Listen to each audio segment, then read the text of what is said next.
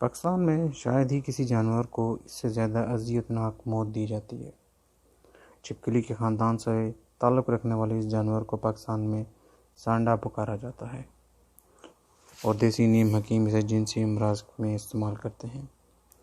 حقیقی سائنس کی روح سے اس بیچارے جانور کا انسان کی جنسی صحت پر کوئی دور تک بھی تعلق ثابت نہیں ہو سکا، لیکن اس ملک میں عوام کی جہالت دیکھیں کہ مسلسل اس جانور کو بے رحمی سے موت کی گھاٹ اتارا جا رہا ہے۔ راولپنڈی کے مختلف پبلک مقامات پر، بالخصوص فیض آباد اڈہ، سبزی منڈی، فوارہ چوک، پیر ودائی بس اسٹیشن کے پاس ہم باہر نیم دیسی حکیم مداری اس لیے بیٹھے ہوتے ہیں۔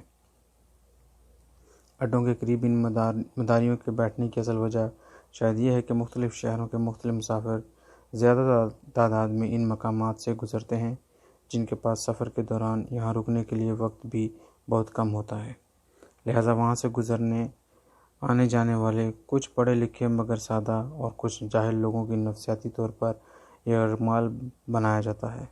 ان کو جھوٹ فراڈ پر مبنی رام کہانیاں سنا کر یہ کچھ سانڈے کا تیل وغیرہ ان پر بیچا جاتا ہے۔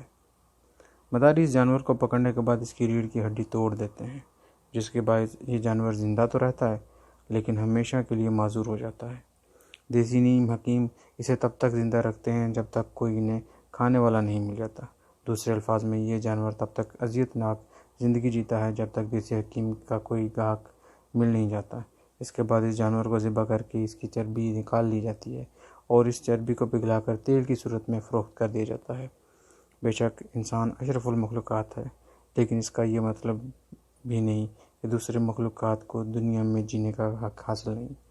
یاد رکھیں کہ جو آپ کا رب ہے وہی ان کا بھی رب ہے، اور ہمیں اپنے ہر عمل کا حساب دینا ہے۔